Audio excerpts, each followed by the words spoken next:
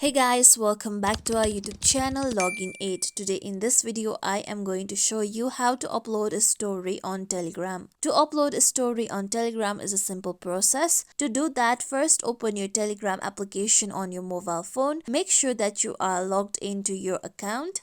Now, here you can see your general chats. Now tap on camera icon on the down right corner. With that, now here you can either take your photo or you can tap on video and take your video as well. Or you can also choose a photo or video from your gallery. To do that, tap on photo icon at the left side.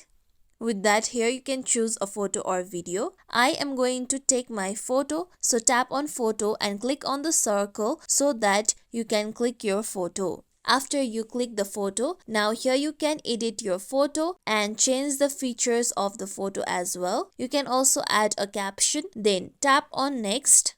With that, now here you can change the setting regarding who can view your story, whether everyone can view your story or people on your contacts, close friends or your selected users. Then you can also change the features of your story, whether you will allow screenshots or whether you want to post to your profile or not. After changing the features, tap on post story.